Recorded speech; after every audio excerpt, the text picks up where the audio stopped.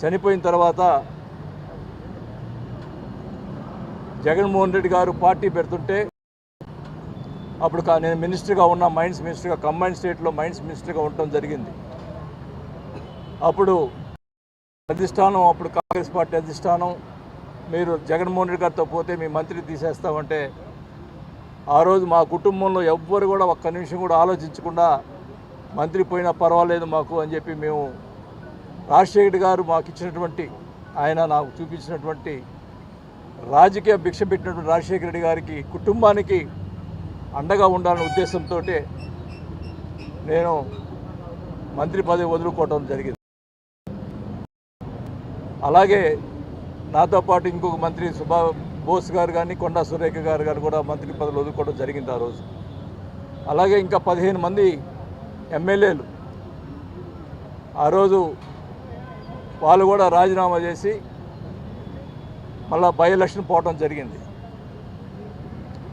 నేను అడుగుతూ ఉన్న ప్రతిసారి కూడా జగన్మోహన్ రెడ్డి గారు మాట్లాడుతూ ఉంటారు. ఆ రోజు ఎవరైతే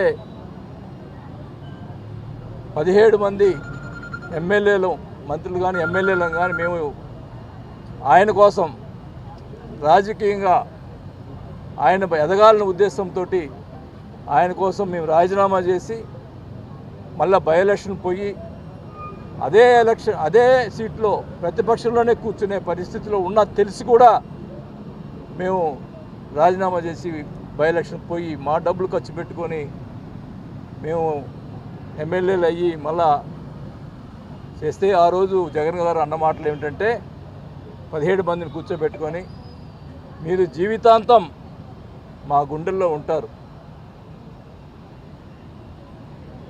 ఎప్పుడు కూడా నేను ముఖ్యమంత్రి అయితే ఈ 17 మంది మంత్రులుగా ఉంటారు, మిగతా వాళ్ళు తర్వాత అని చెప్పి మాట్లాడిన వ్యక్తి జగన్మోహన్ రెడ్డి గారు. సరే ఆయన ఎలక్షన్లు అయిపోయినాయి, మళ్ళా తర్వాత ఎలక్షన్లు వచ్చినాయి, అన్నీ చేసాం. మరి నేను అడుగుతా ఉన్న విశ్వసనీయత అంటున్నారు కదా జగన్మోహన్ రెడ్డి గారిని, మంత్రివర్గంలో ఎవరైతే త్యాగం చేసినట్టు త్యాగం చేశానని చెప్పుకోవట్లే, మిగతా 15 మంది కూడా ఉన్నారు పాపం. వాళ్ళందరినీ కూడా ఈ 17 మందిలో ఒక్కరినైనా మంత్రిగా ఉంచావా అని అడుగుతా ఉన్నా. కనీసం 4-5 ఇవ్వాలి కదా, కనీసం ఒక్కరు కూడా మంత్రివర్గంలో లేకపోవటం నిజంగా ఆయన మనస్తత్వం ఒక్కసారి మీ అందరూ కూడా గమనించాలని కూడా తెలియజేసుకుంటా ఉన్నాం. రాజశేఖర రెడ్డి గారికి ప్రేమ వల్ల